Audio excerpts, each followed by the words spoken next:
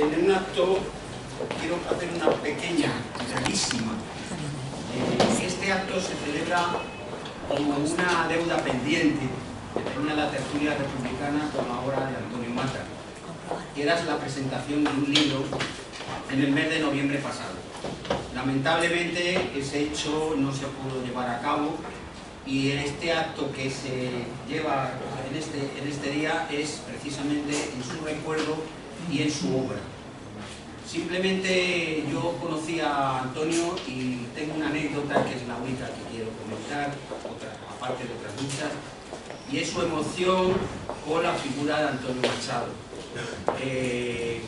Yo viajo casi todos los años a Francia y paso por la tumba de Antonio Machado y me pidió que le depositara unos versos en el cajetín que hay en su tumba en Collioure.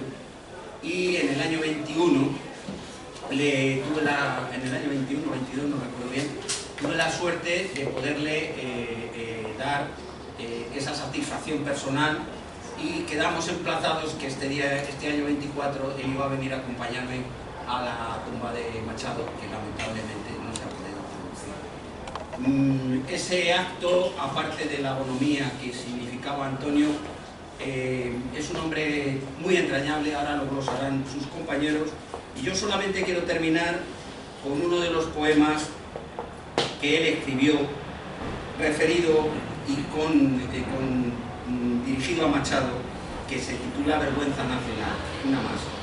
Dice: eterno forjador de hornos y de sueños, de verso y corazón sereno y sabio, poeta, caminante, con alma de viajero, por sendos y caminos solitarios, hombre de corazón humilde y bueno, de austero y pobre alivio indumentario, martillo de arrogantes, de añejos y bostezos, azote de los brillos que claman vanagloria, de voz frágil y sobria que emana del silencio, metida entre los álamos dorados de recuerdo de tu Soria sencilla, tus tierras de Castilla y tu aroma a azahares de un patio de Sevilla.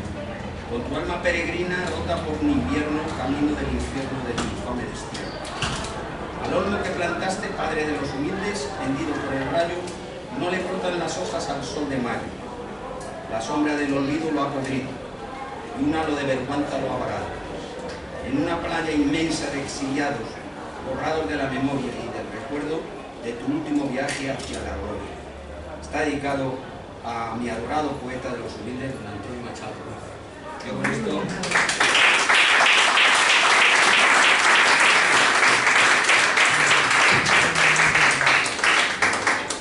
Buenas tardes. Muchas gracias, Miguel. Estamos aquí para hacerle un homenaje a nuestro querido don Antonio y desde el principio quisimos que este fuera el homenaje de su familia y de sus amigos. Y eso es lo que queremos hacerle hoy, ¿no? Para ello, sin más, primero nos van a interpretar un par de canciones nuestro amigo Amadeo y Fernando, cuando veas.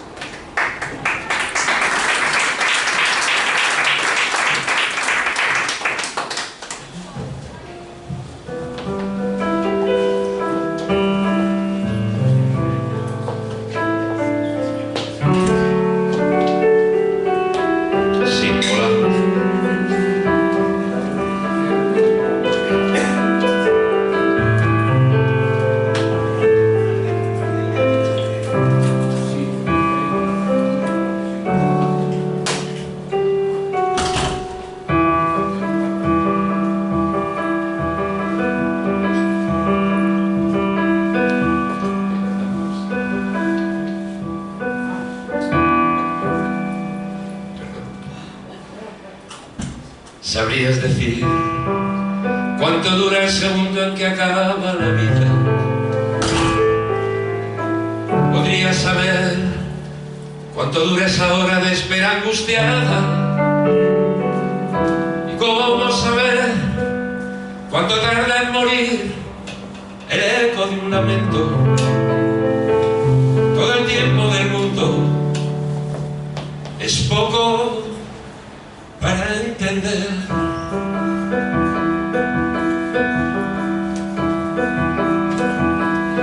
Todo el tiempo del mundo fue poco para evitar una herida insensata absurda partida. Todo el tiempo del mundo es poco para olvidar. Ese armario sin ropa, esa silla vacía, todo el tiempo del mundo es poco para entender. Todo el tiempo del mundo es poco para entender.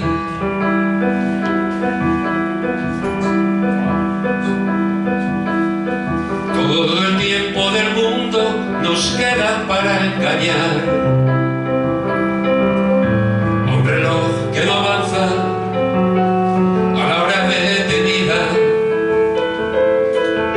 Todo el tiempo del mundo no basta para obligar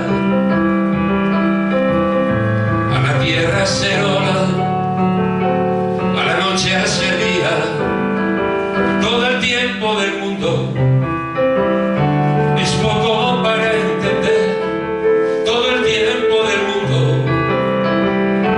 es poco para entender. Y ya nunca sabrás cuánto tarda una gota en ser agua, cuánto tarda una piedra en ser polvo. Y ya nunca sabrás cuánto tarda en ser tiempo un instante, cuánto tarda un deseo en ser viento. Todo el tiempo del mundo no basta para entender. Todo el tiempo del mundo es poco para entender. Todo el tiempo del mundo es poco para entender. Todo el tiempo del mundo es poco para entender.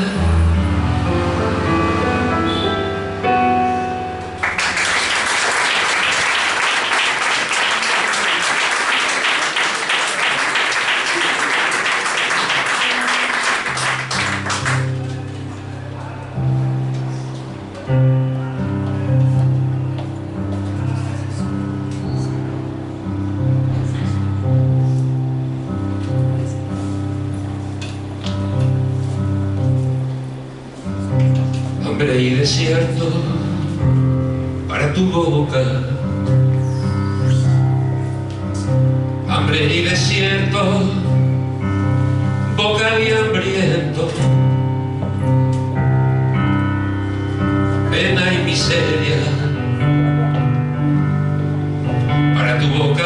Hambre, hambre y destierro.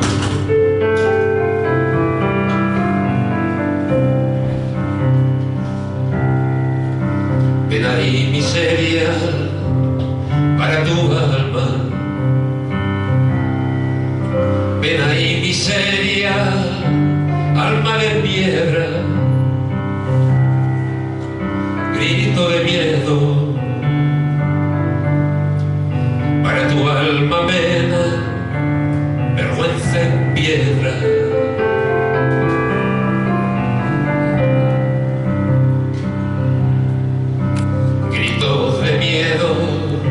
En tu garganta,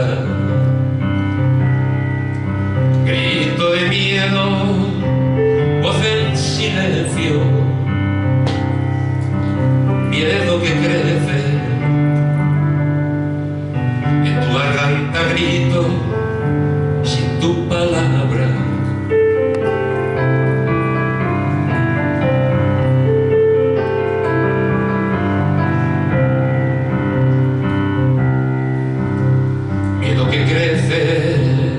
En tus entrañas,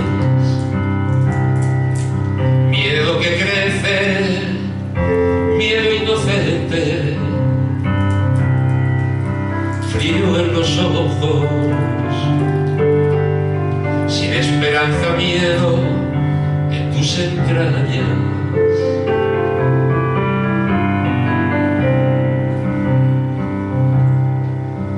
Nada del hambre y frío, un frío en los ojos. Nada del hambre y frío, yugo de siglos, de sangre. En la cuna mi niño rabia con hambre.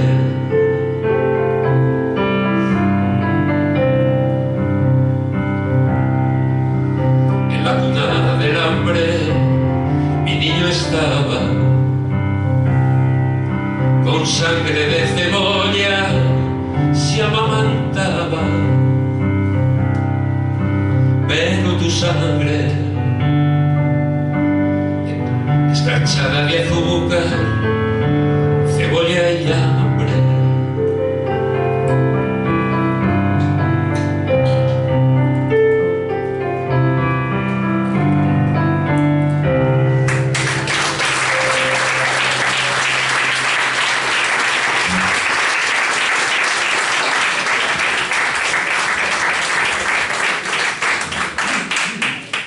Muchas gracias, Amadeo, Pipi.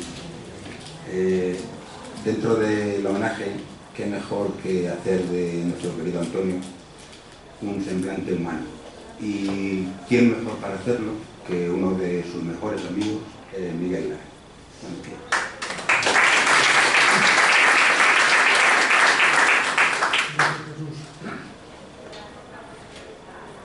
Me llamo Antonio Macahuete y soy de Villacañas.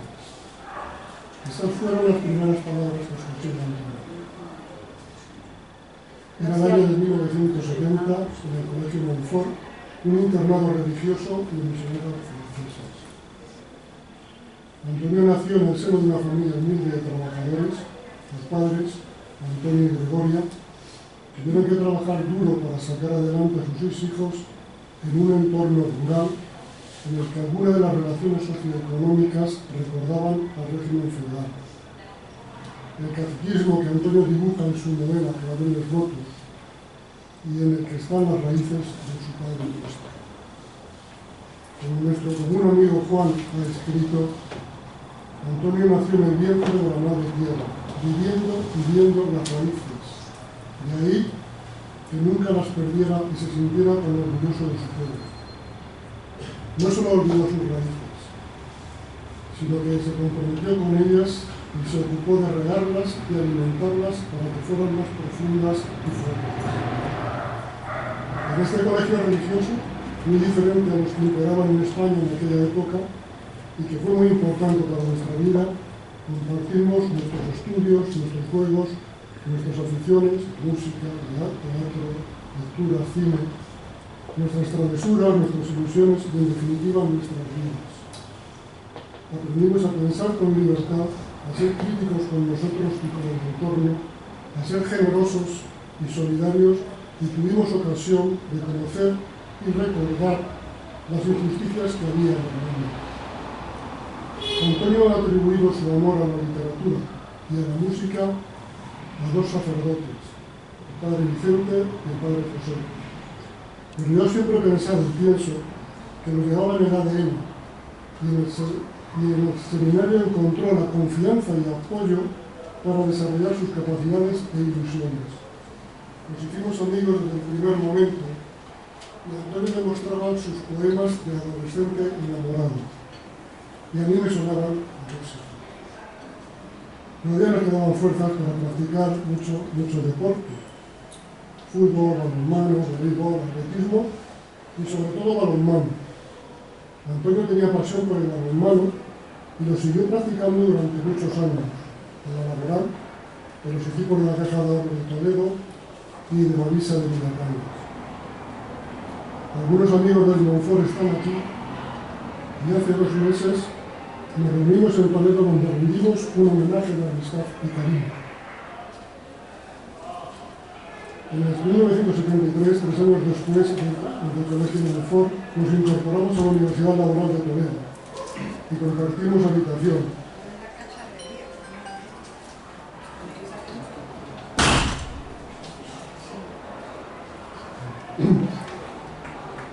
Allí hicimos, entre otras cosas, el bachiller superior, el COU y la selectividad. Conocimos a otros compañeros que venían de todos los puntos de España, con los que intercambiamos nuestras ideas y nuestros sentimientos. Si el Montfort fue la semilla, la laboral fue la eclosión de todas las sensibilidades, la literatura, la música, el teatro, el cine, paseos y vinos ásperos por Toledo, algún romance y también el balonmano. Allí tomó forma nuestra sensibilidad social. Eran los últimos años del dictador, aunque no del franquismo, y Antonio se unió a la militancia contra la dictadura y la represión, por la libertad y la justicia. Muy joven, visitó involuntariamente el cuartel de Villacañas, en donde pudo comprobar en sus propias carnes el precio de la libertad. Algunos amigos de la Laboral están aquí participando en este homenaje. Después vienen los años de la Escuela Normal de Toledo, en los que acelera e intensifica su actividad, madura su personalidad y su compromiso social. Época universitaria rica en vivencias que son el origen de su libro Aires de Gloria, que publica años después. Estos años fueron muy importantes para la formación de la personalidad de Antonio, pero también lo han sido Carmen, su esposa y compañera, que ha estado a su lado hasta el último suspiro, y Carmen es su hija, su eterna niña, siempre presente. Ambas le han acompañado en todo momento y Antonio las ha llevado siempre en un lugar especial. Han sido su vida. Querido Antonio, estás recibiendo reconocimientos como fotógrafo, como naturalista, como escritor y como poeta. Pero cuando pienso en ti, cuando hablo contigo, cuando estoy contigo, sigo viendo a un adolescente romántico, sensible, comprometido con sus raíces, humilde, generoso, agradecido, inconformista, rebelde, soñador, cargado de energía, de proyectos y de ilusiones. Escribes como vives, con intensidad y emoción. La palabra te brota de las tripas. Tu convicción del poder transformador de la poesía te alimenta cada día. Pones tu voz y tus versos a favor de los que no tienen futuro, ni esperanza ni consuelo, y contra la opresión, la injusticia y el abuso. Te entregas a los demás con la misma pasión que manifiestas en tus versos. No sé si el Padre Nuestro es tu mejor poema, pero cada vez que lo oigo, cierro los ojos y te siento y te veo en toda tu integridad. Antonio, necesitamos tu voz para frenar la intolerancia, la injusticia y la barbarie. Permíteme que te robe unos versos. Siento el susurro del silencio, en tu voz que calla, y esconde el murmullo de tu ausencia. Siento el susurro del silencio en las horas insones en que veo tu sueño por segundos. Diegos míos los que dedicaste a un amigo. Aunque venga al olvido, jamás te olvidaré, mi querido amigo y maestro. Pero tu mejor prosa, tus versos más bellos son los que has dejado grabados en nuestros corazones. Recordando las coplas de Jorge Manrique, las aguas de tus ríos se han mezclado en la inmensidad del océano, y desde allí vuelve sobre nosotros como fina lluvia que nos cala hasta los huesos. Hasta siempre, hermano.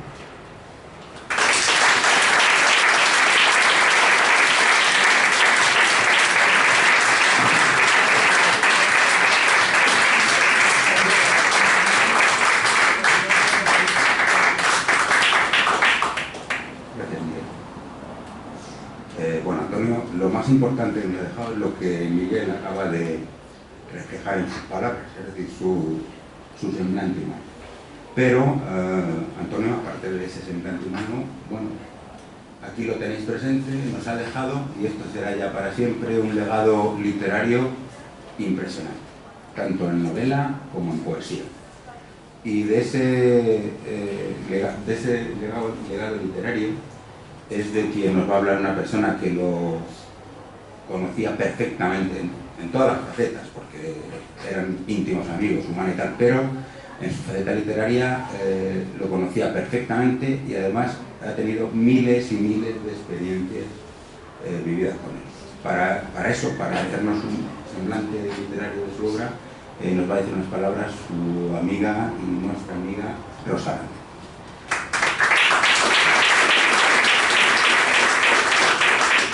Muchas gracias, buenas tardes a todos. Gracias, Jesús, por invitarme a participar en este homenaje, en este afecto, en esta consideración a nuestro queridísimo amigo Antonio. Pues sí, como tú decías, me encargaste que hablara de su legado literario, y es mucho. He tenido que resumir tanto, porque ha habido tantas entrevistas. Él hizo conmigo, yo tenía con él relación desde muy joven, desde adolescentes, pero quizá se exilió más la relación, se engrosó más cuando empezó a participar en un programa que yo dirigía en la sección de un taller de escritura. Durante 4 temporadas estuvo participando Antonio, aparte de los viajes, ¿verdad, Carmen? Que es mi hija, que bajábamos hasta Andújar y hasta Córdoba. Me invitó a participar en la presentación de esos premios se emociona, de esos premios de caza a nivel nacional, Caracolas, y allí tuvimos también nuestras experiencias. Allí le pude conocer también esa pasión que sentía por el campo, por la caza. Bueno, pues cuando Jesús me encargó esto, tuve que resumir tanto porque tengo tantas grabaciones, tantas conversaciones, tantas tertulias, tantas charlas, tantas regañinas que le he dado. Y decía, me regañas más que mis Cármenes. En fin, he tenido que resumirlo bastante. Pero antes de entrar a detallar algunas cosas, he transcrito lo que él pensaba de su obra, porque yo en las presentaciones que he hecho de sus libros, de casi todos, daba mi opinión. En este caso, voy a hablar en su voz, lo que él me contaba a mí en las entrevistas, lo que él decía. Pero antes digo que de entrar en estos detalles, ya saben, todos compartimos que aparte del legado que nos ha dejado y que está aquí, me falta algún libro, el llanto de Antonio. ¿Quién no ha visto a Antonio llorar? Por Dios, que es que era hablar de cualquier cosita y se emocionaba. Y yo en más de una ocasión, en directo en Radio Villacañas, le preguntaba, pero Antonio, ¿por qué lloras tanto? ¿Por qué lloras? Dice, es que me duele, Rosa. Es un dolor por dentro que no sé explicarlo, pero me duele. Y casualmente, preparando una de mis secciones, que tenía que hablar de emociones con una psicóloga, pues vi sobre el llanto el síndrome de Stendhal o de Florencia. Y me llamó la atención. Entonces hablé con él y le dije, oye, mira, he encontrado esto sobre el síndrome de Stendhal, este novelista del siglo XIX de francés, que tenía una persona de una gran sensibilidad, y habla de este síndrome, porque cuando fue en la Florencia se maravilló, o sea, de esa belleza sublime, como es esa ciudad monumental, y parece que somatizó unos mareos, unos vértigos que le daban, y al final de los años pues se concluyó que parecía que las personas que sienten esa gran sensibilidad, somatizan eso, y ante algo de gran belleza, de arte, de poesía, en fin, arte en general, o paisajes incluso, pues pueden sentir este tipo de sintomatología. Y se lo dije, digo, oye, mira, luego la ciencia, al cabo de los años, en 1979 creo, que una psiquiatra florentina, pues al final la ciencia lo reconoció como un síntoma, pues que lo somatiza la gente, que es así de sensible y que siente eso y llora, y además tiene otras cosas mucho más profundas como los vértigos o los mareos. Y se lo conté a él y le dio por reír. Mira, déjame a mí de estándar que yo, vale. A mí lo que me pasa, me dice, yo creo que la edad, te digo lo que él me dijo, la edad, o será el pozo que dejan los recuerdos, me sensibiliza más. Yo incluso me enfado conmigo mismo, me dijo, por emocionarme de este modo. He presentado algún festival de teatro, fue pregonero de las fiestas de mi pueblo, de Villacañas, incluso hizo presentaciones y no se emocionaba tanto. Dice, pero creo que llega un momento de tu vida en la que las sensaciones pueden. Será porque me estoy haciendo mayor, me decía. Me gusta escribir para producir sensaciones. Y me dijo, Rosa, y tengo la desgracia y la mala suerte que escribo y me las genero yo mismo. Las sufro yo. Total, que me dijo, pero no creo que sufra ese síndrome de Stendhal. O sí, no lo sé. Bueno, y ahora voy a hablar desde su obra, precisamente, pero también como escritor. Lo que a él le suponía escribir. Él siempre decía que era más de escribir y menos de hablar. Y pensaba, y así me lo dijo en más de una ocasión, que el autor era el menos indicado para hablar de su obra. Decía, escribimos para nosotros mismos, incluso no nos importa el resultado final, porque escribimos por pura necesidad vital, para sobrevivirnos a nosotros, aunque para algunos autores que se enfrentan al reto de escribir, esto es una gran mentira. Y lo cierto, dicen, es que desde el momento en que se comienza a dar forma a algo que nos ronda por las tripas, el autor está pensando siempre en el lector y en la faceta comercial, que es lo que mueve a muchos de esos que vemos todos los días en los medios de comunicación. Él siempre diciendo eso, que unos tenían más suerte que otros. En fin, el planteamiento inicial, decía Antonio, de escribir una historia, un cuento, un verso, se desmorona una y otra vez desde el mismo instante en el que el lenguaje clave en esto de la escritura no suele acudir, a pesar de lo que digan muchos de esos genios que andan por ahí. No suele aparecer de forma infusa ni por inspiración de las musas. Decía Antonio, que decía Picasso, que quería que las musas le trajeran la dichosa inspiración, pero sobre todo que cuando llegaran le encontrasen trabajando, porque no existe tal inspiración ni nada que se le parezca. Existe el saber lo que se quiere, cómo se quiere y la forma de llevarlo a cabo. Es trabajando, trabajando, trabajando y siempre trabajando. Insistía mucho en eso. Robando, le decía a los que aún no somos profesionales de esto, pues horas y horas a la noche, a las madrugadas, después de trabajar en nuestras diferentes profesiones, es decir, robarle muchas horas al día y a la familia también. Para escribir, decía, para mí, no es otra cosa para mí escribir que intentar provocar en el lector sensaciones de todo tipo, de amor, de odio, de miedo, de asco, de rabia, todo eso era para él escribir. Sobre todo, decía, lo que intento provocar en el lector es que sienta, y a ser posible que padezca cada una de esas sensaciones que intento transmitir. Aunque a veces es duro, es imposible, me decía. ¿Y por qué no decirlo? A veces hay que tirar la toalla. Pero cuando surge, cuando las letras fluyen, y ves que estás pariendo y sintiendo justo lo que quieres, puedo asegurarte, Rosa, que es una satisfacción difícil de expresar. Muchas veces me han preguntado, decía el famoso tópico de ¿qué es para ti escribir? Y como buen manchego que soy, un poco bruto y paleto, eso me lo dijo en la radio, de lo que estaba muy a gusto y le encantaba serlo, dice, mi respuesta siempre ha sido tajante. Y con esto termino lo que él pensaba para él escribir. Para mí escribir es agarrarse las tripas con las manos, arrancárselas y echarlas por la boca. Un poco bruto sí que era.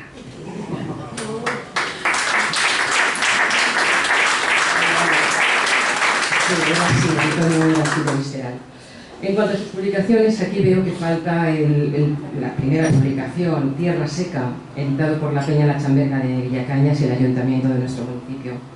Y es un poemario sobre temas manchegos. La segunda publicación es este libro que ven aquí ustedes, Villacañas, un siglo de historia en fotografía. Era amante de la fotografía, otra de sus, aparte de la música, la fotografía, la poesía, la narrativa, la fotografía le encantaba a Antonio.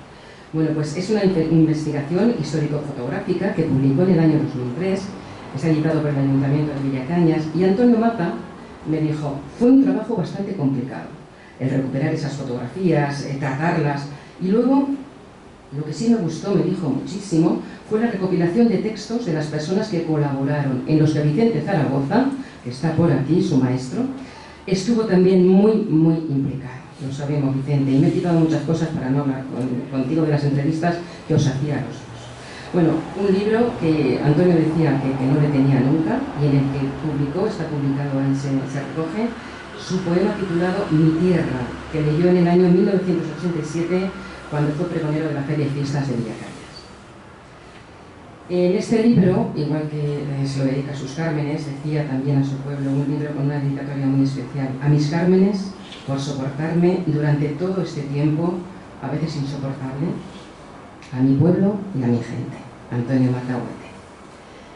Aires de Gloria, su primera novela, la ciudad, el enclave donde se desarrolla la novela, es Toledo, la ciudad protagonista, el prólogo de Vicente Zaragoza, ahí está el maestro otra vez, y lo presentó, lo publicó en 2011, lo presentó en el Palacio de Benacazón, en Toledo, y las declaraciones que hacía Antonio sobre esta novela decía, Aires de Gloria es un momento de mi vida.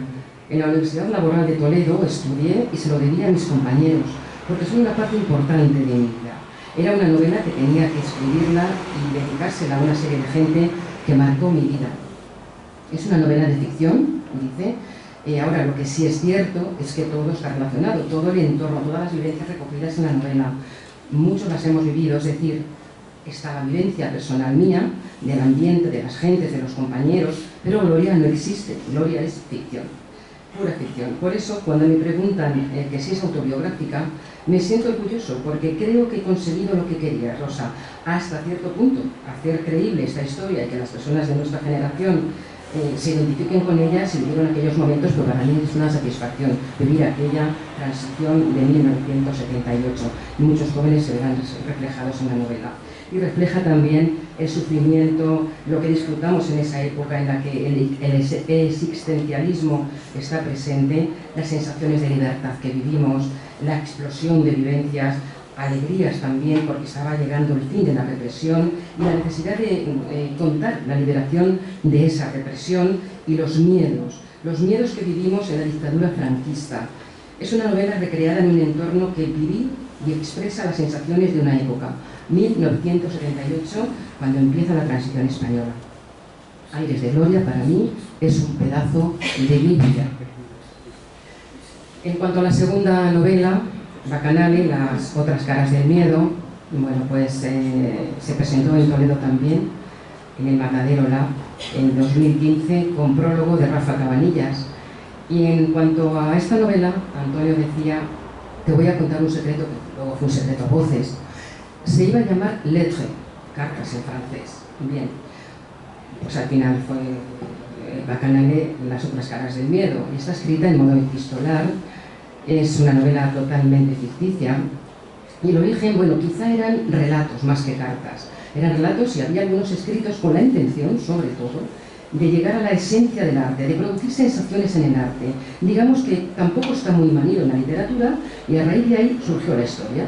Se fue hilvanando, un poco por su cuenta, hasta convertirse en Bacanale, en esta novela, porque soy de los que digo que las novelas hacen lo que quieren con el escritor, en lo que pensaba nuestro escritor de referencia al que estamos homenajeando.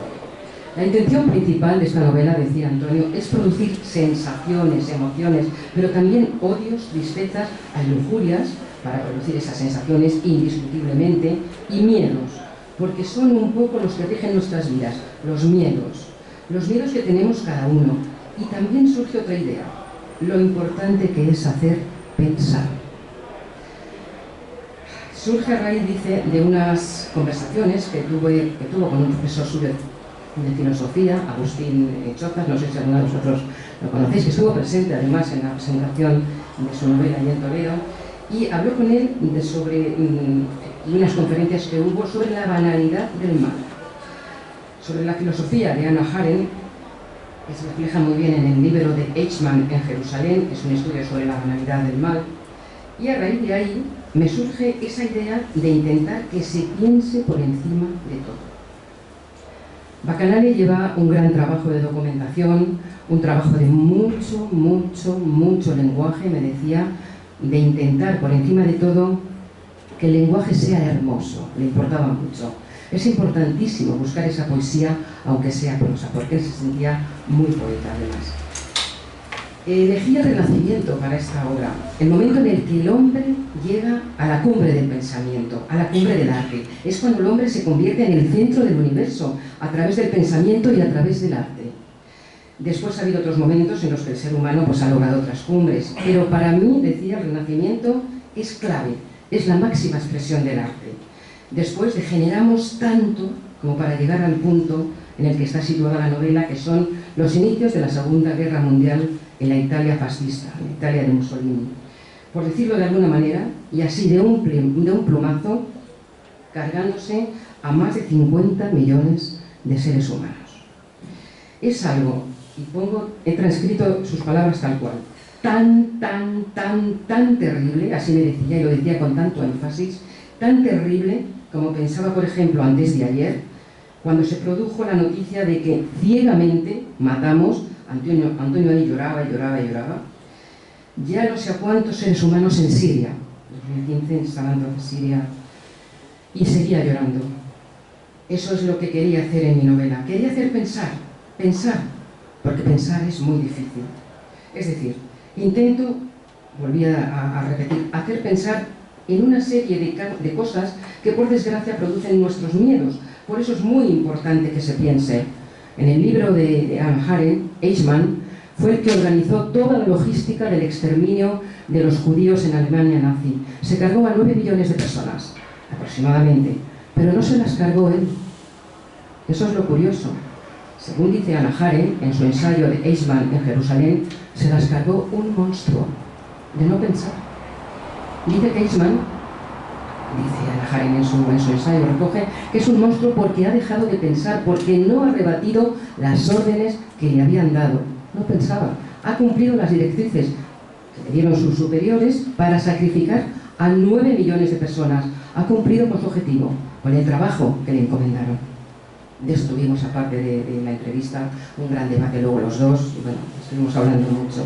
Por eso decía, para terminar con la descripción de esta novela, lo que él pensaba, que la idea de mi novela es la banalidad del mal. Esa es mi idea. Intento por todos los medios transmitir las sensaciones del arte. Florencia, que es la cuna del Renacimiento, la cuna del arte. Pero por encima de todo lo que quiero es transmitir en esta novela es que si dejamos de pensar, cualquiera puede convertirse en un monstruo. ¿Qué falta hace ahora que se piense, verdad? Bien, continuamos con Las palabras imposibles. Las palabras imposibles es un poemario repleto de sentimientos y emociones. Y es que si algo era Antonio, ¿verdad? Estamos todos de acuerdo, era una persona tan emocional, tan visceral, que lo vivía de tan hondo, de esas tripas que decía él. Bueno, en 2018 publica este poemario y el prologuista es ni más ni menos que su gran amigo y admirado y muy llorado por él cuando se mató, Patxi Ayllón. Antonio sobre esta novela dice, sobre este poemario, perdón, quería reivindicar la poesía porque la poesía está perdida, la poesía está olvidada, por decirlo de alguna manera, siempre lo ha dicho. Muchos de los poetas a los que he querido rendir homenaje salen en el libro, desde Dante a nuestro querido Miguel Hernández, o Blas de Otero, Lorca, Delibes, a quien le tenía un gran cariño también, o Ángel González, o a mi adorado Gabriel Celaya, que por cierto, dice, fue vecino mío en la Prosperidad en Madrid y para mí es un orgullo cada vez que lo nombro y que lo digo. Hay una parte que es poesía intimista, insisto, homenajeando a los poetas que me he referido antes, y otra de parte de poesía social, porque he querido reivindicar este tipo de poesía y homenajear a tantos y tantos poetas que están olvidados, completamente olvidados, y que han sido una gran parte de nuestra historia. Estoy muerto en llanto estaba, cuando me lo contaba. Hablamos ahora de Ecos del desasosiego. Aquí en la contraportada puedo leer desde aquí que la poesía es un arma cargada de futuro, que siempre lo ha dicho él. Este poemario que dio la luz a principios de 2020, con prólogo de Félix Maraña.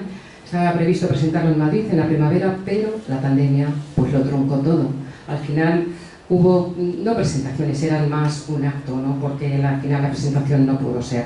Sí es verdad que se presentó, que estuvo en librería Papelería Apuntes, en Villacañas, en julio de 2021. En abril de 2022 estuvimos en el Ayuntamiento de Villacañas y estuvo acompañado del gran maestro Vicente Zaragoza. Y se leyó el Padre Nuestro famoso, al que ha hecho alusión también Miguel Lara, su amigo Miguel Lara, y que lo recoge este poemario. Un Padre Nuestro que se rezó, se leyó, fue una idea de Vicente Zaragoza, involucrar a los allí asistentes, y la verdad es que fue muy emocionante, porque es un Padre Nuestro que emociona de verdad. Y finalmente también, me parece que hubo, me dijo luego, en el Ateneo Cultural de Alcázar también lo vamos a presentar el 22 de octubre de 2022. Y dice, bueno, presentarlo no, va a ser más un acto, donde también echaré mis lagrimillas, me decía. Y llegamos a la última novela, Claveles Rotos. Claveles Rotos, su última novela, que la disfrutó mucho, pero que todas las presentaciones no las ha disfrutado porque quedaban muchas pendientes. En la Feria del Libro de Villacañas estuvo en abril de 2023 firmando ejemplares antes de hacer toda la ronda de todos los bolos de presentaciones. El 5 de mayo de 2023 me llama y me dice que hay que presentarlo en Villacañas en el Pactilo de su querido Chule, que le amaba, y me llamó que me tuve que leer el libro en 2 días y medio. Pero bueno, allí estuve acompañándole y fue muy distendida, estuvo estupenda aquella presentación, pero la presentación oficial fue en Toledo el 26 de mayo de 2023, en Toledo, su Toledo, que amaba esa ciudad. También en junio estuvo firmando en la Feria del Libro de Madrid, en la caseta número 23, esa 82 edición de la Feria del Libro, estuvo allí firmando ejemplares de su novela Claveles Rotos. En la biblioteca de Iván de Vargas también estuvo en junio del año pasado. en Quintanar de la Orden, y el 24 de abril de este año se tendría que haber presentado en Lisboa. Le faltó hacer esa presentación en esa Lisboa que tanto amaba y a la que dedicó también este libro. Estaba previsto que se presentara en la Biblioteca Alcántara de Lisboa, y así lo publicaba él en su Facebook el día 28 de septiembre de 2023. Decía: Claveles rotos vuelven a su origen, a su querida Lisboa, el mágico y único lugar en el que nació.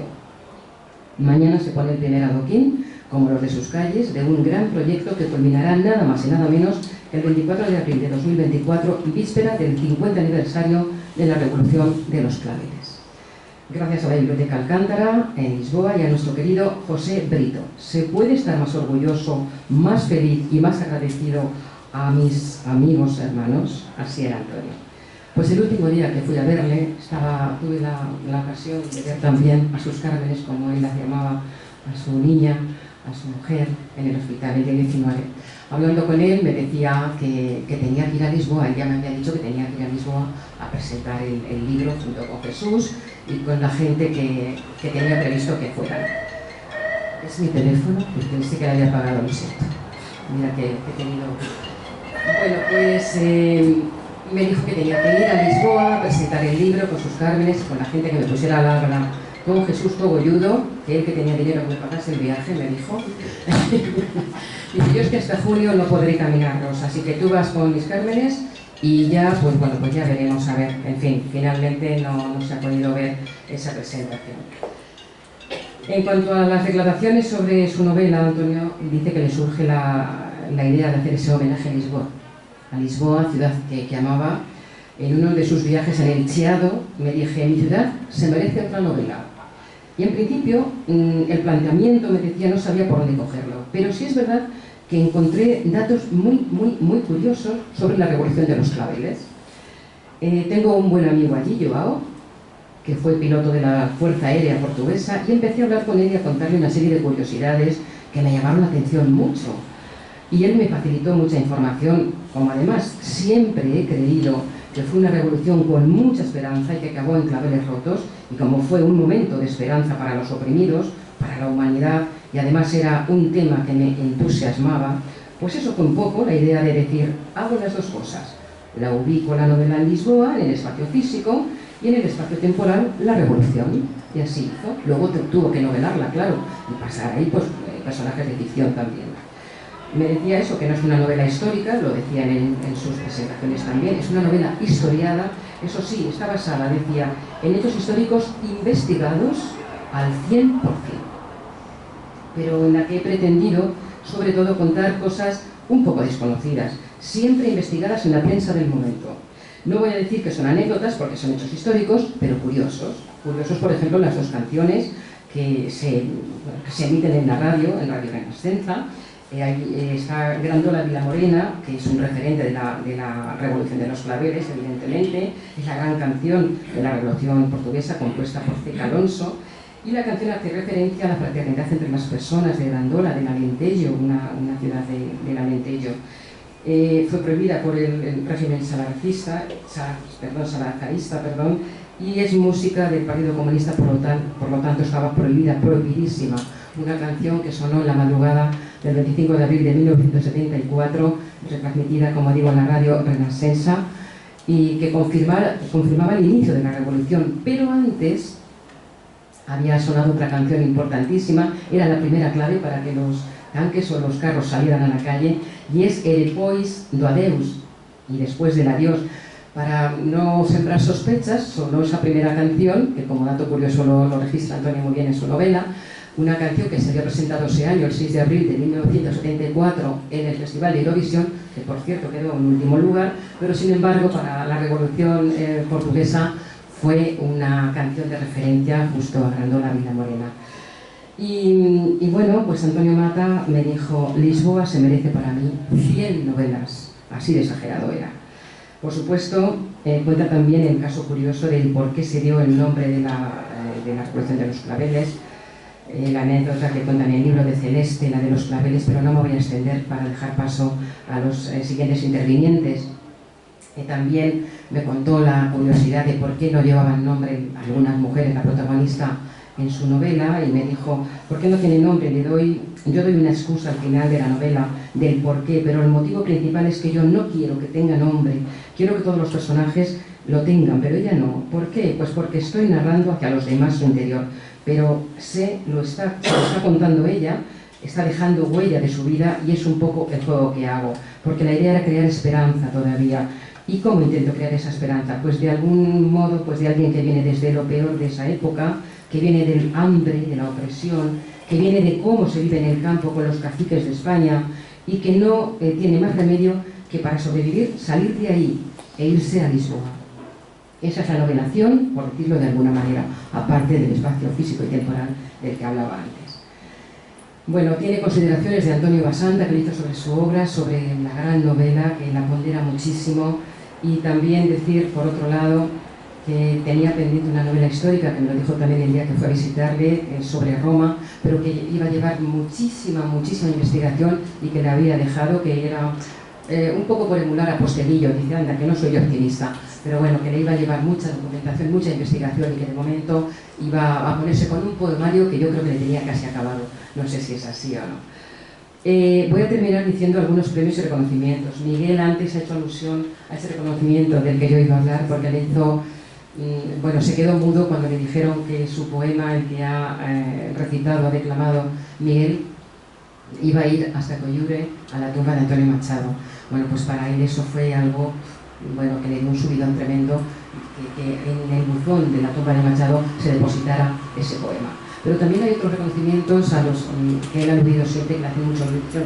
Todos son bienvenidos, él decía, todos son bienvenidos, pero algunos pues los tienes más dentro, te llegan más dentro. Por ejemplo, se presentó en el quinto certamen literario de Sancho Panza, en su quinta edición, con Las tribulaciones de Nacianceno. Pero el 30 de septiembre de 2022 se presentó en la 19ª, 15 años después se presenta y queda como segundo ganador. Para él también fue algo fabuloso. Se presentó con un trabajo titulado Un romance de pastores, que hace alusión a ese lenguaje manchego. Este romance está basado en un romance popular de la Loba Parda, que era por antonomasia el romance de pastores que se cantaba en origen, según Menéndez Pidal, que es del siglo XIX en Extremadura. Pero bueno, cada comunidad al final lo ha adaptado a su lenguaje, a su vocabulario, y le hizo muchísima ilusión. Dijo que escribió ese relato recordando cosas de mi niñez y recordando ese lenguaje, sobre todo nuestro. La historia un poco es cómo la loba llega al rebaño y cómo al final casi los arruina. Concluyó diciendo que es su tierra la que le llega la luz. Y también otro certamen que le hizo mucha ilusión es ganar la 28ª edición del certamen Cartas de Amor y Desamor de Almuñécar de Granada. A Eternum, en español, eternamente, una carta dirigida al amor y al desamor, con algunas referencias en árabe, y en la entrevista que le hice expresamente para que me hablase de ese premio, el 22 de febrero de 2022, dijo, me hizo mucha ilusión recibir este premio, además es el certamen de cartas de amor más antiguo del mundo en lengua castellana. Participé con el seudónimo de Amaranta, eligió este seudónimo que utilizaba mucho Antonio para presentarse a muchos certámenes, porque es uno de los personajes más importantes y más complejos de 100 años de soledad. Amaranta es un personaje que admiro, igual que a su autor, a Gabriel García Márquez, y a su realismo mágico. Es un guiño a Gago, al que admiro y admiraré siempre. Es un referente para mí. Y Antonio lloraba y lloraba cuando me contaba todo esto. Ya para finalizar, decir que además me contó que este certamen que se celebra en Granada, ciudad natal de su admirado García Lorca, pues él siempre que iba a Granada, pues iba a visitarle a Bismarck. Y le ocurrió cuando fue a visitar la tumba de Lorca, que fue a hacer su particular homenaje al poeta, y los grabó, dijo, una televisión argentina que ha hecho un programa espectacular que lo han presentado ni más ni menos que la Universidad de Valparaíso, la universidad estatal más grande de Chile. Esta carta es otro homenaje a Lorca, con la fecha de la carta que está en latín. Así que esto es lo que os puedo contar, que falleció mi querido amigo Antonio el 26 de marzo de este año, un soñador que se definía así. Me defino como un soñador, alguien que a lo largo de su vida ha intentado por encima de todo ser él mismo, intentar con mi poesía y con mi narrativa llegar a conseguir un sueño. Lo que pasa es que ya con los años es muy complicado soñar. Ahora sigo peleando con mis noches, con mis insomnios, pero sé que cada vez es más difícil conseguir ese sueño, sobre todo porque ahora mismo vivimos en un mundo que lee poco, demasiado poco y sobre todo lee poca poesía. Siempre estarás en mi recuerdo, amigo. Gracias.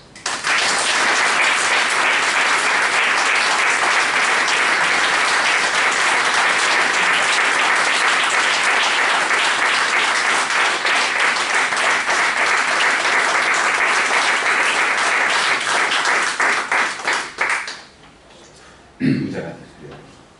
Como esto va a quedar grabado, no me iba muy acelerada por dejar tiempo al resto. No me cabe la menor duda que quien quiera saber de la obra de Antonio Mata podrá ir a Google, podrá leer sus novelas, podrá estudiar lo que quiera, pero si no ve el vídeo de tu resumen no sabrá quién es y cómo escribe Antonio Mata. Sí, bueno, es que tengo muchas grabaciones.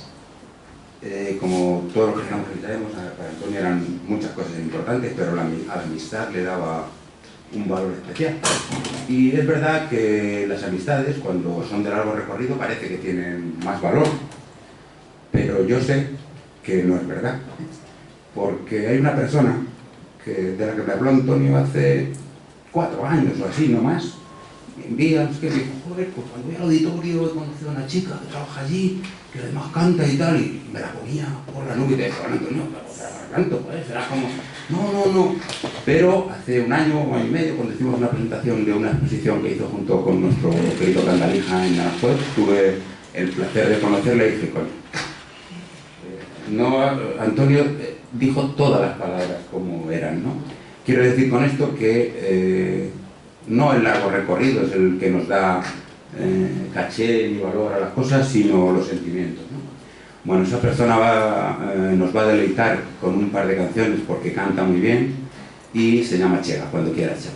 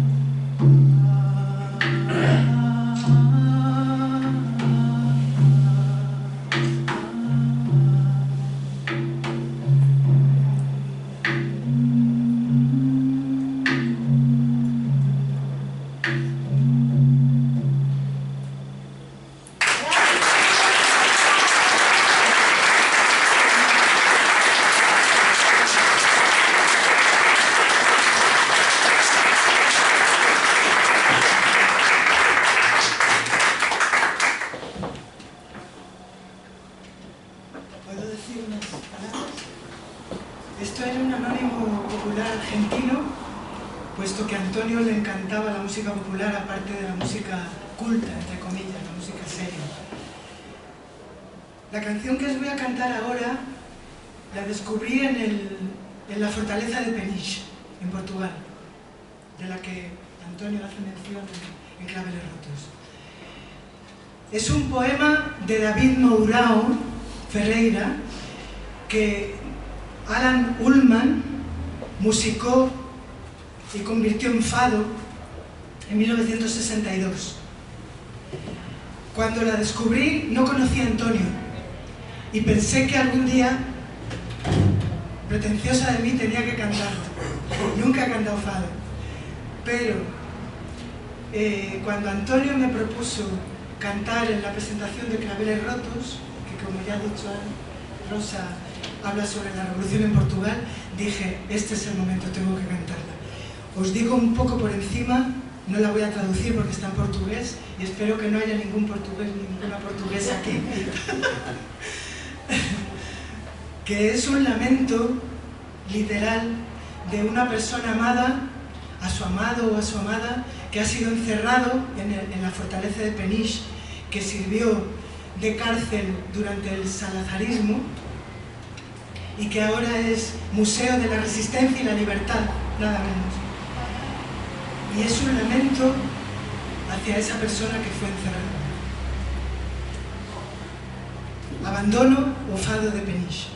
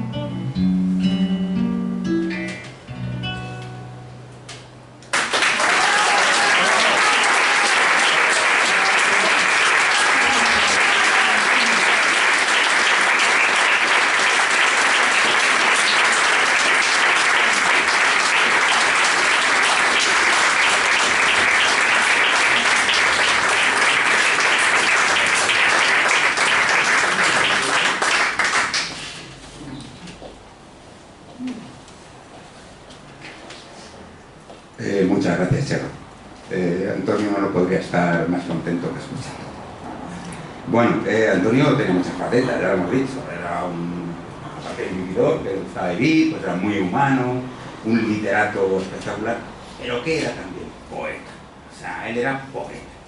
Y para rendirle homenaje en esa faceta, qué mejor que la obra que nos van a traer sus amigos y queridos y tal, con el título de Oficio de Poeta, que nos lo van a representar Antonio Sánchez, Vicente Zaragoza, Rosa Rodríguez y Anita Wonja, cuando queráis.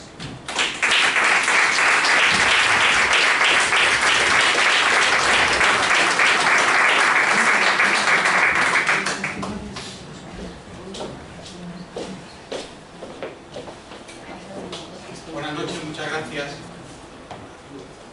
Ya lo decía Jesús, que posiblemente la mayor vocación de Antonio fuera la del oficio de poeta. En ese oficio de poeta queremos detenernos un poquito para recordarle. Para eso vamos a usar tanto textos del propio Antonio. Un momento. Decía que vamos a usar tanto textos del propio Antonio como otros textos de... Hombre, dígame. Que yo pido la paz y la palabra. ¿Perdone? Que pido la paz y la palabra. Bueno, pues, adelante.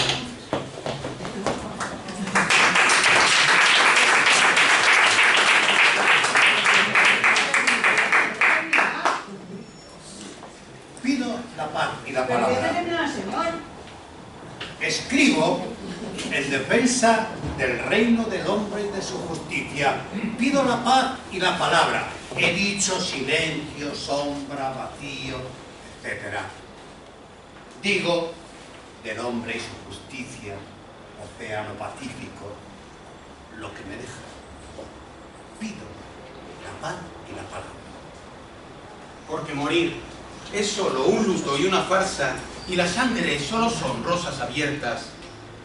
Pido por ti, invocando tu nombre, la paz y la palabra. Yo también pido la paz y la palabra. Adelante.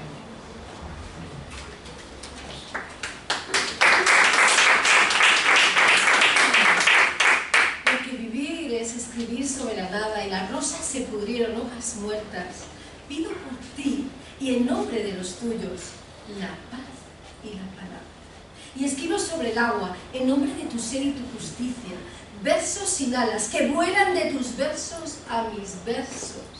Sobre espuma de alas blancas que se rompe contra el alma. Y digo yo, por ti, hermano amigo, poeta de la luz y la esperanza, de los sueños imposibles de los niños, de la luz del alba, que ya vuelvo a la vida con mi muerte al hombro y que digo vivir como si nada hubiese de quedar de lo que escribo.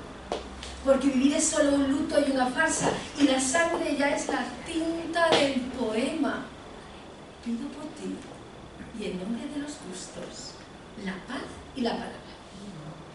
A veces pensamos que el poeta es un chamán, alguien con un poder mágico iluminado por el cielo.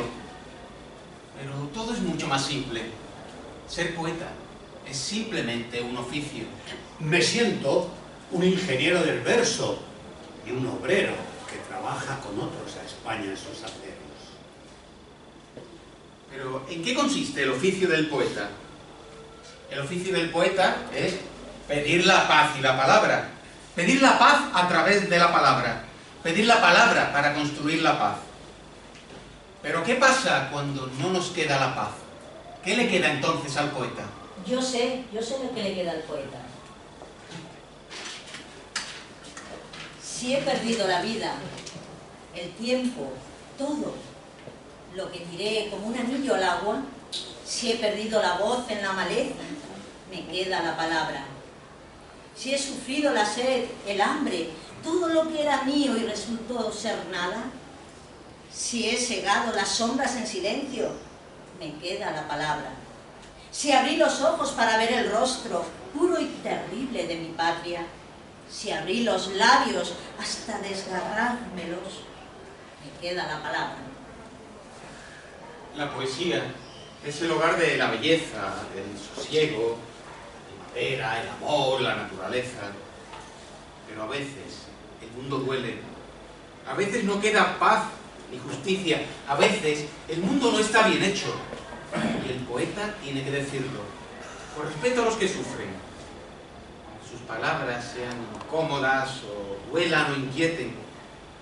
A veces no queda otra opción que la rabia y la furia. A veces, cuando solo nos queda la palabra, esa palabra ha de ser grito. Porque a veces el silencio no es una opción. Porque vivimos a golpes. Porque apenas si nos dejan decir que somos quien somos, nuestros cantares no pueden ser sin pecado un adorno. Estamos tocando el fondo. Siento la rabia que recorre la sangre y que araña las venas que crujen con su llanto. Siento el dolor y el hambre de silencios que acallen los murmullos, que ahoguen la pena que late como un lobo que aúlla. Porque no es no lo es, tiempo para los halagos. No es tiempo de verbo grácil, ni de musas lisonjeras que revuelan entre rosas. No es tiempo de mariposas, ni versos desangelados. Porque es ahora la hora de rasgarse vestiduras y desnudarse en el fango. De escupir sobre las puertas las verdades como puños. Y romper sus aldabones que se escapan para que se escapen los gritos de angustia de los que lloran. A veces el poeta tiene que hacerse oír, tiene que levantar la voz, tiene que gritar si es necesario. Y es que su grito no es suyo, es un grito de dolor que sale de 1.000.000 de gargantas a la vez. Tenedme compasión, sino desprecio, el grito lisonjero y miserable del tibio comerciante de alabanzas, del sórdido biógrafo de náufragos y cantos de sirena en sus estrofas. Odiadme, por favor, si no levanto mi voz con cicatrices contra el miedo. Arrancadme las lágrimas de cuajo, si no grito la rabia que me espanta y arrojo mi palabra contra el viento. Dejadme amarrado a mis raíces, al yugo de mi tierra y de mi gente, que duelen sus desdichas en silencio. Si el verso no es un arma que apunte contra el miedo, decidme en qué parnaso escondo mis vergüenzas. Rompedme el corazón, si es necesario. Maldigo la poesía concebida como un lujo cultural por los neutrales que, lavándose las manos, se desentienden y evaden. Maldigo la poesía de quien no toma partido hasta mancharse. Hago mías las faltas, siento en mí a cuantos sufren y canto respirando. Canto y canto, cantando más allá de mis penas personales me ensancho. Tal es mi poesía, poesía herramienta, a la vez que latido de lo unánime y ciego. Tal es arma cargada de futuro expansivo con que te apunto al pecho. Hasta aquí hemos llegado. Ya se acabaron la prudencia, los modales. Voy a partir un verso contra la mesa y voy a acometer con sus filos de vidrio. Ya lo dijo Celaya, la poesía es un arma. No sé de qué está cargada ni hacia dónde apunta, pero como arma la empuño. Toca pelear. Peleemos. Apretar los dientes, escupir poemas como quien escupe sangre. Puede que tengamos la batalla perdida de antemano, pero no van a capturarnos vivos. Los gritos de las madres desgarran el fondo de la vista. Nadie escapa a los dientes de acero del abismo. No se pueden devolver las horas a la orilla, no se puede ocultar el dolor ante este espanto, no se puede ser neutral ante este miedo, ni ser, por derecho, asesino de los sueños. Porque a las palabras, porque a los papeles se los lleva el viento. Hay que tener raíces hondas. Para que no nos lleve el viento, tenemos que agarrarnos con fuerza a la tierra. Solo sabiendo de dónde venimos, podemos decidir a dónde vamos. Yo nací en la sementera de noviembre, con aroma a crisantemos amarillos, en un lecho de petunias deshojadas y sedientas, bajo la luz macilenta de un candil y de sus sombras. entre la paja podrida de la cuadra de las mulas y el arrullo de las ratas avarientas de la leche de mi madre.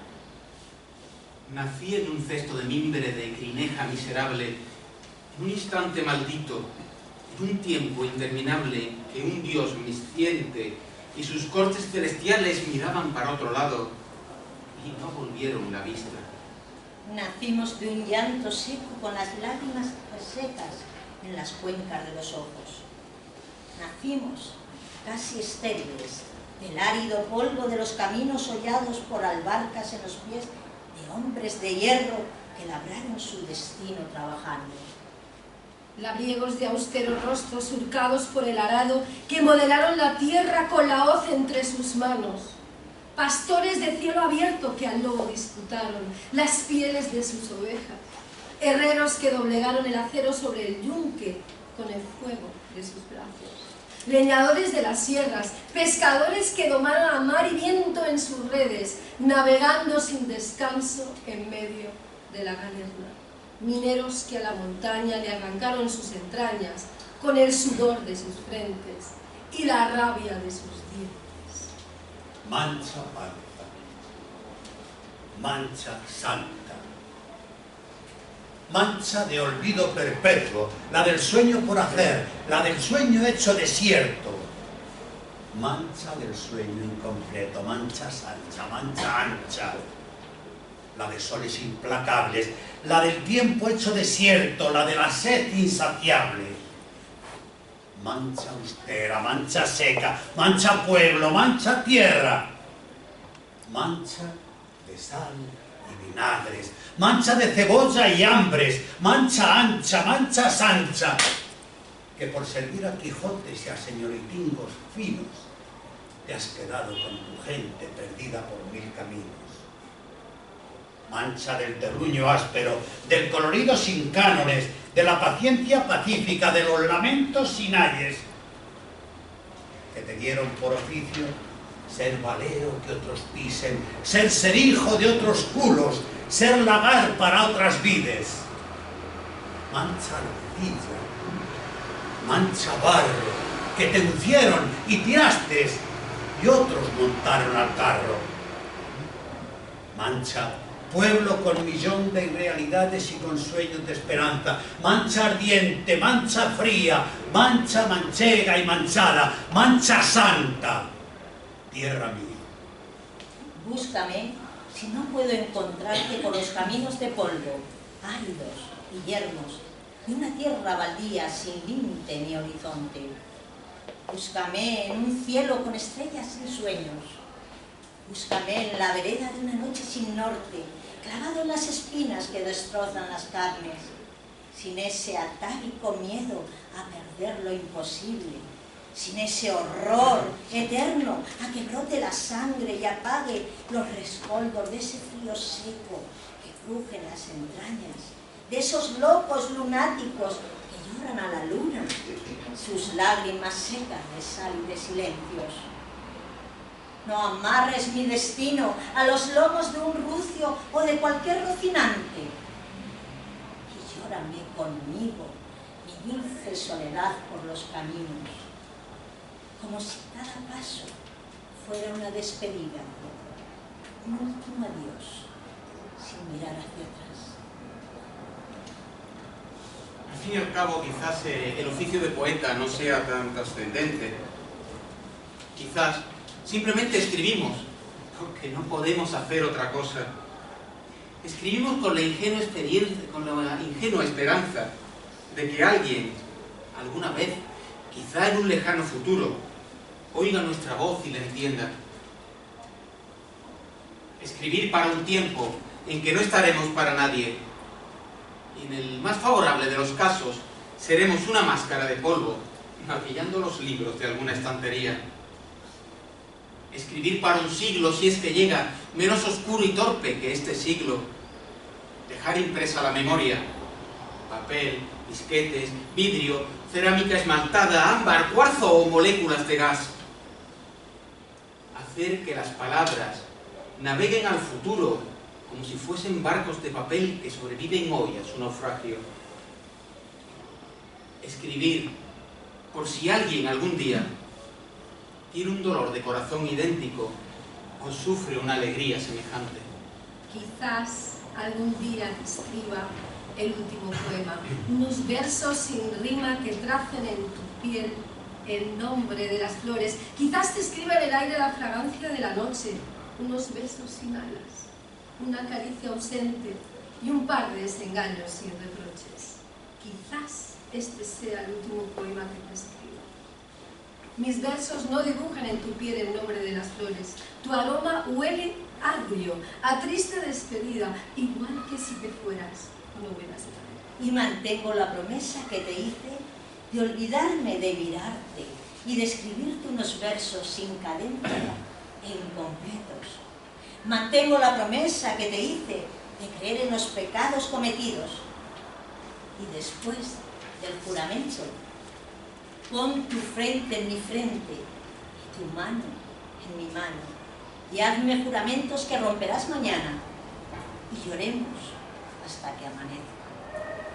Cuando se miran de frente los vertiginosos ojos claros de la muerte, se dicen las verdades, las bárbaras, terribles, cosas. Creemos, o al menos queremos creer, que la palabra es poderosa, que la voz del poeta es invencible, pero hay veces en que sobre nosotros se descarga un manotazo duro, un golpe helado, un hachazo invisible y homicida. Entonces nos damos cuenta de los pequeños e inútiles que son nuestros versos. Al fin de la batalla, y muerto el combatiente, vino hacia él un hombre y le dijo: no te mueras, valor, te quiero tanto. Pero el cadáver, ay, siguió muriendo. Se acercaron dos y repitiéronle: no nos dejes, valor, no nos vuelve dejes, la valor, vida, vuelve a la vida, no nos dejes, valor, vuelve a la vida. Pero el cadáver, ay, siguió muriendo. Acudieron a él 20, 100, 1000, 500.000, clamando: tanto amor y no poder tanto nada amor, contra la muerte. Y no poder nada contra la muerte. Pero el cadáver, ay, siguió muriendo. Cuando se miran de frente los ojos claros de la muerte, no hay nada que podamos hacer, quizá excepto rezar.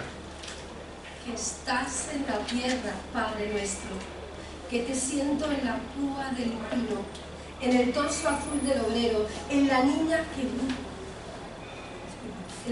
borda curvada la espalda, mezclando el hilo en el dedo. Padre nuestro que estás en la tierra, en el surco, en la mina, en el puerto, en el cine, en el vino, en la casa del médico. Padre nuestro que estás en la tierra, donde tienes tu gloria y tu infierno, y tu limbo que está en los cafés, donde los pudientes beben su refresco. Padre nuestro que estás en la escuela de gratis, y en el verdulero, y en el que pasa hambre, y en el poeta, nunca en el usurero. Padre nuestro que estás en la tierra, en un banco del prado leyendo, eres ese viejo que da migas de pan a los pájaros del paseo. Padre nuestro que estás en la tierra, en el cigarro, en el beso, en la espiga, en el pecho de todos los que son buenos. Padre que habitas en cualquier sitio, Dios que penetras en cualquier hueco, tú que quitas la angustia, que estás en la tierra. Padre nuestro que sí que te vemos, los que luego te hemos de ver, donde sea, o ahí en el cielo. Padre nuestro que estás en el suelo, santificados sean el yunque y el martillo que forjan la tierra, el sudor del que araña la tierra con sus dedos, arrancando con sus uñas frutos de alimentos. Padre nuestro que estás en el viento de los que surjan los mares, que buscan sustento, santificado sea el trabajo de los que cada día luchan por sus sueños. Hágase su voluntad y dales en la tierra tu reino. de justicia, de paz y libertad, sin miedo, sin tener que esperar un futuro en tu cielo. Padre nuestro de los que sufren la guerra y la miseria, levanta tu voz contra las bestias que avivan este maldito infierno. Y el pan nuestro de cada día, que sacie las bocas de los hambrientos, que riegue la lluvia la sed de los sedientos, de los que no tienen futuro, esperanza ni consuelo. No, Padre, no. No perdones las ofensas de los que esclavizan a tu pueblo, de los que obligan a tus hijos al naufragio y al destierro. Y no perdones las deudas de los que quitan a hierro una vida que no es suya por avaricia y desprecio. Y déjanos caer en la tentación de escupirles su veneno. Y en el nombre del pan, del vino errante de las tabernas, del espíritu de los que murieron con sed de justicia, líbranos del fuego eterno, y en el nombre del pan, del vino errante de las tabernas, del espíritu de los que murieron con sed de justicia, líbranos del fuego eterno, del vino de las tabernas, del espíritu de tu Dios.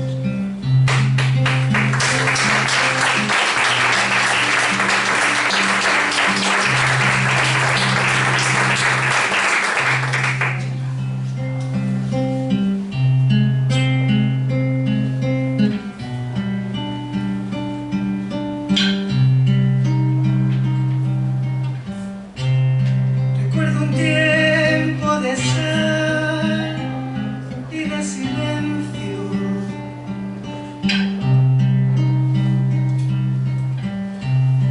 Recuerdo a veces la memoria perdida del miedo, los llantos oscuros y la angustia imposible del frío en invierno, el crujir de la rosa en sus tallos desnudos, el eco impasible de los pasos perdidos de los ciegos. Era aquel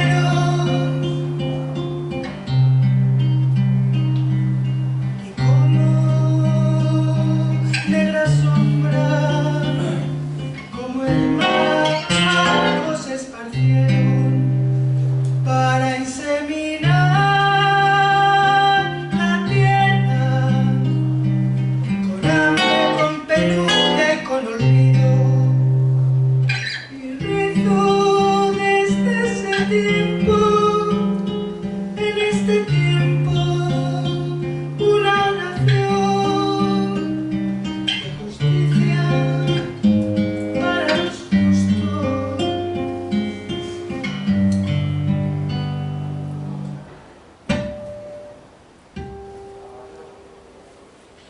Padre nuestro que estás en el suelo, santificado sean el yunque y el martillo que forjan el acero, el sudor del que araña la tierra con sus dedos, arrancando con las uñas sus frutos y alimentos. Padre nuestro que estás en el viento, de los que surcan los mares en busca de sustento. Santificado sea el trabajo de los que cada día luchan por sus sueños. Hágase tu voluntad y dales en la tierra su reino de justicia, paz y libertad, sin miedo, sin tener que esperar un futuro en tu cielo.